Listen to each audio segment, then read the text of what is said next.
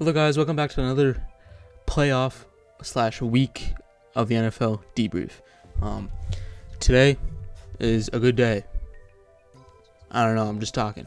Well, basically what I'm trying to say is that, yes, this was a great week for the divisional playoffs round. It was a pretty good week. So, we're going to jump into it right now. Alright guys, so here's my first game I'm going to be talking about is the Bills versus the Broncos. I think this game was also a very intense game. It obviously went to overtime. And honestly, it's not even... The biggest headline isn't even this. It's Bo Nix. Bo Nix really just broke his ankle. And, like, what I found crazy was, like, he was taking press game interviews and he was running on the field like it wasn't hurt. I guess the adrenaline. But, like, come on, man. He just broke his ankle. Yeah, obviously, Sam Ellinger is going to start now because he broke his ankle. But I guess this was the play he broke it on, which was... like the second to last play. So yeah, it was on this play right there.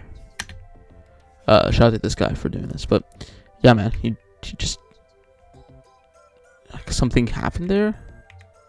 I think it's this leg, the left leg right here.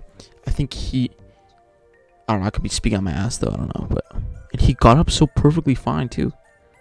That's so interesting to think about, man. Like he really just got up like it was nothing, which is kind of cool, I guess, but like, I don't know. But anyways, let's talk about this. Josh Allen was the big kind of storyline here too, if it wasn't for Bo Nix.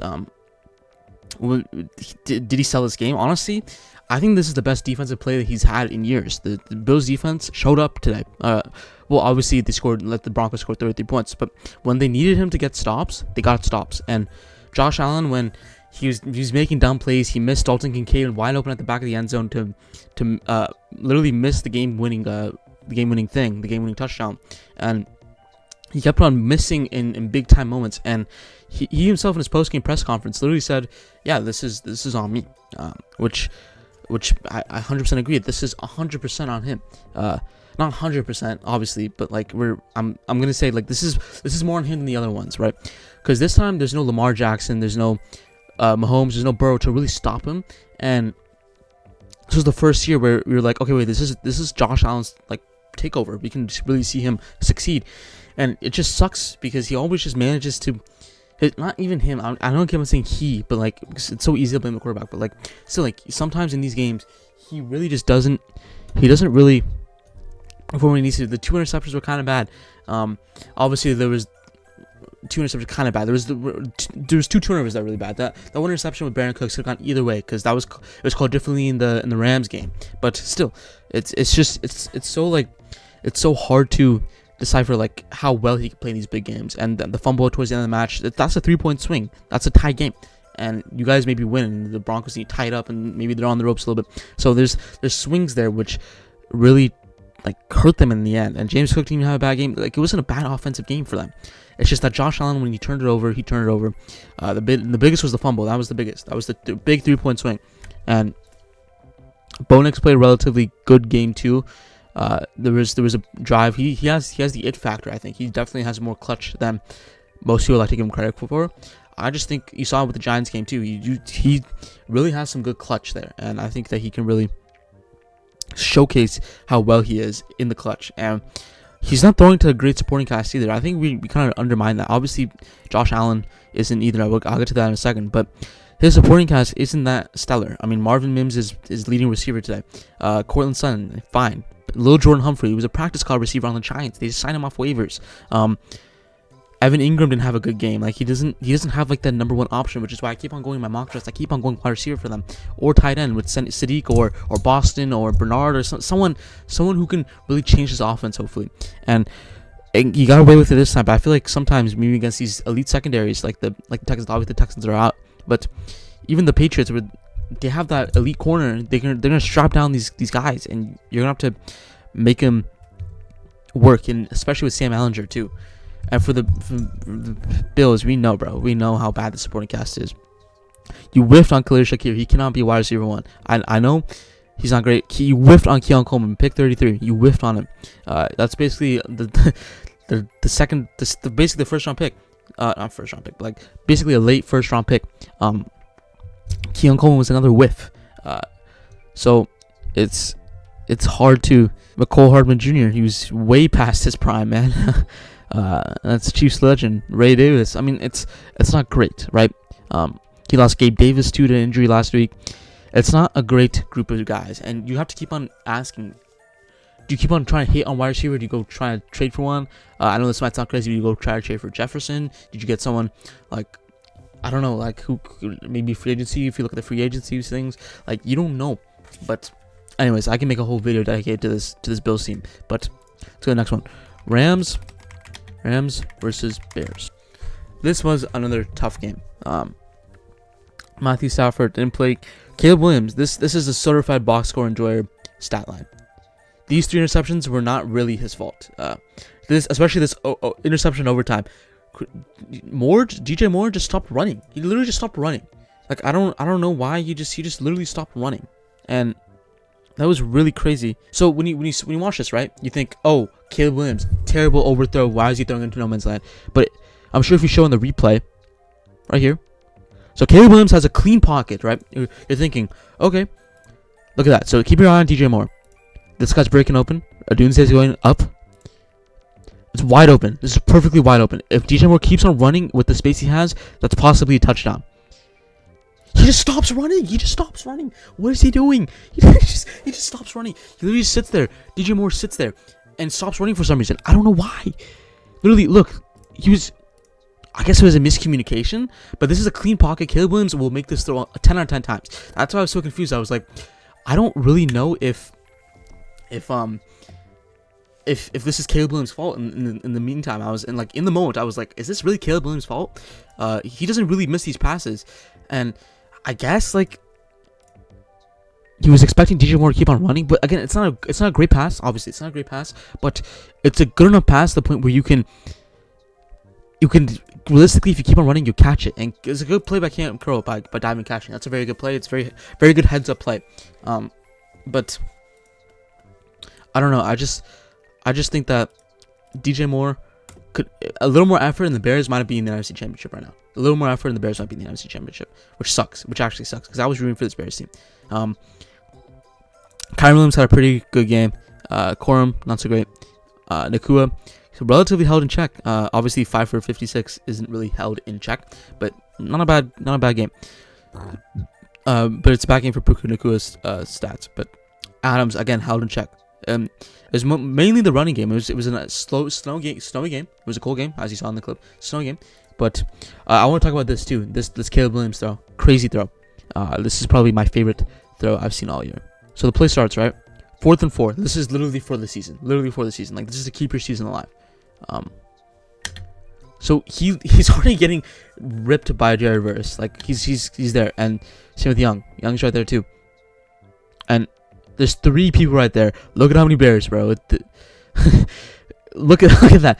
And he just sinks it. He literally just sinks it. Boom. Wow. This is a guy who I think is going to be very good next. He's going to be a top 5 QB. It's crazy. Let's look at this from the Skycam. Look. So they're playing heavy. There's Adunze there. So Komet's gonna go on a leak route. He's gonna go up. This play basically, like, the offensive line blows this up immediately. Like it's done, right? So it's relatively good coverage beside Durant. Durant is a little off, but that's fine because they're gonna go for the end zone. There's 25 seconds left. Verse does a very good job. Young does a very good job of being their man. There's literally not much they can do besides literally sack the quarterback here. So, and then Caleb Williams just sits back in the pocket. He just sits there poised and just rips it. A literal dart. Just a crazy throw. I think Durant could have played that a little better. He could have like boxed out Komet more, but I don't know. I think just an overall good play. But honestly, Bears have a lot to look forward to. I really like this. Rams versus Seahawks is going to be a banger. And speaking of the Seahawks, that was a really bum game. I'm not going to be talking about this game a lot. Ever since that giant Rashid Shaheed kick return, it was wraps. It was literally wraps. This Seattle team, I told you, they were my Super Bowl pick to win. They haven't really disappointed. Brock Purdy didn't play well. Darnold played pretty good. Kenneth Walker played very well. Alex Charbonnet's torn his ACL, which sucks to be him.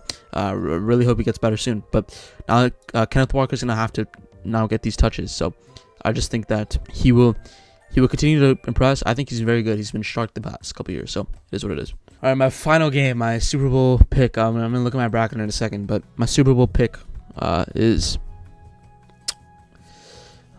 done. CJ Stroud. I was such a CJ Stroud believer. I never believed he was better than Bryce Young. I realized there was a reason why Bryce Young went higher overall. I always knew this. I never said, oh, CJ Stroud is so much better than Bryce Young. There's levels to this. No, I don't really think so. But honestly, in a cold game where it's snowing on and off, I think they need better offensive line play.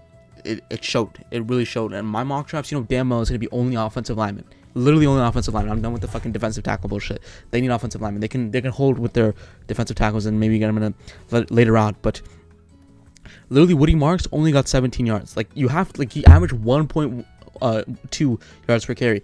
CJ Stroud was getting molested back there. Obviously, there was bad throws where the interception was by far the worst throw he did all year. He's just panicked. He looks mentally blocked, right? I've seen people say that he kind of looks like Baker Mayfield in Cleveland, and I can agree with that because Baker Mayfield's situation in Cleveland was by far the worst he's ever seen in his career. And he had a mental timer. He was like, okay, 3 seconds, I have to get the ball out immediately. You can also see the CJ Stroud. His footwork gets sloppy. He just seems like uncomfortable in there, and that's a real problem if you're CJ Stroud. So look, they just blitzed him. They stacked the box up the entire game, and there's always someone breaking through. They literally and the footwork gets sloppy here, right? Obviously, it's easier said than done. For me, sitting on my fucking chair with my dick in my ass, I could be saying, oh yeah, CJ Stroud needs to stay strong in the pocket when there's like a 220-pound linebacker chasing him. Obviously, it's easier for me to say that, but still, there needs to be a little more cleanness, because he's like this and he's holding like this. At that point, just take the sack. It's 1st and 10. You guys are up 10. Just take the sack. But forcing something like this and throwing it like this, where your chest is facing the open field instead of your chest facing the sideline, it's gonna be a little harder to throw. Obviously, right? Water found in the ocean. Obviously, we know that, right? And he just throws something dumb. And I don't know who this is supposed to be. I guess it's supposed to be this guy. I don't know who that is. Is that Charlie Kirk? No, I think that's Higgins. But anyways, regardless, it's just a bad look. It looks tough to be him. And I feel bad for CJ Stroud, man, because he needs a better offensive line. And I know people are gonna blame the quarterback. I just think it's the offensive line, because this play literally proves it.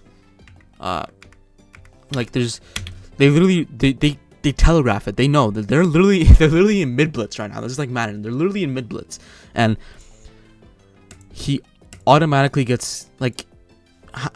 It's just such a. And their backup, their tight end falls. So that's CJ Stroud's check down. Honestly, that's a different play if that guy doesn't fall, and it goes for a pick 6. This Patriots team does look good, though. I'm not saying that the Patriots team looks fine. Their defense was lights out. Obviously, the stat line shows it. And Drake May played a relatively clean game, too. But this Houston Texans elite defense was wasted on a terrible offensive line. You can see which one they focused on. Booty had a great catch, too. I want to show that, too. Booty had a great catch. This is a great ball by Drake May, too. It's like a 40-yard touchdown. Boom. It's like an Odell, one-hand Odell. I like how snowy it is, bro. And he still didn't have a chance to run it.